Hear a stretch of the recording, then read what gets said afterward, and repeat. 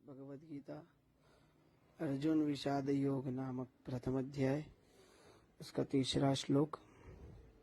पश्येताम पांडुपुत्राणाम आचार्य महतिम चमोम व्यूढ़ाम द्रुपदपुत्रेण तव शिष्येण धीमता।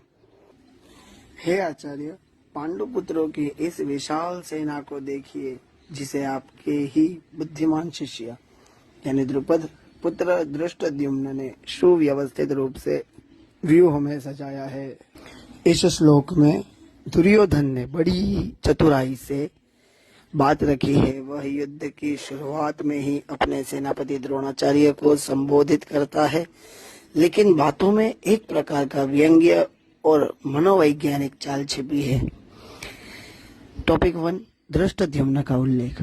द्रुपद का पुत्र धृष्टद्युम्न, जिसने द्रोणाचार्य का वध करने के लिए जन्म लिया था, वही आज पांडवों की सेना का सेनापति है और व्यूह रचना कर रहा है। दुर्योधन इस बात को उभार कर द्रोण के भीतर छिपे क्रोध और द्वेष को जगाने की कोशिश करता है।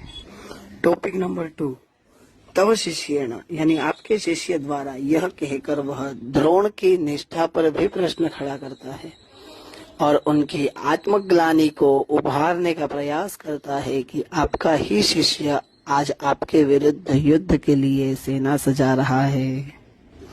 टॉपिक 3, रणनीतिक दृष्टिकोण। दुर्योधन को भी इस बात का भय है कि पांडवों की सेना अच्छी तरह संगठित है और नेतृत्व धृष्टद्युम्न जैसा चालाक योद्धा कर रहा है। यह श्लोक उसकी आंतरिक चिंता को दर्शाता है। अब इसका तात्पर्य, यह श्लोक केवल एक सेनानी की सूचना नहीं, बल्कि एक गहरी मानसिक रणनीति का परिचायक है। दुर्योधन, जो राजनीति और छल में पारंगत था, श्लोक के माध्यम से द्रोणाचार्य की भावनाओं को भड़काने का प्रयास करता है। द्रुपद पुत्र यानी शत्रु का पुत्र, आपका शिष्य यानी पूर्व का शिष्य, धीमत यानी बुद्धिमान, इन शब्दों का संयोजन दर्शाता है कि दुर्योधन की दृष्टि में यह केवल युद्ध नहीं, बल्कि धोखे और भावनाओं का संघर्ष भी है। यह श्लोक हमें सिखाता है कि युद्ध में केवल बाहरी शक्ति ही नहीं, मानसिक चातुर्य और नेतृत्व की भूमिका भी अत्यंत महत्वपूर्ण होती है। जय श्री कृष्ण। राधे राधे।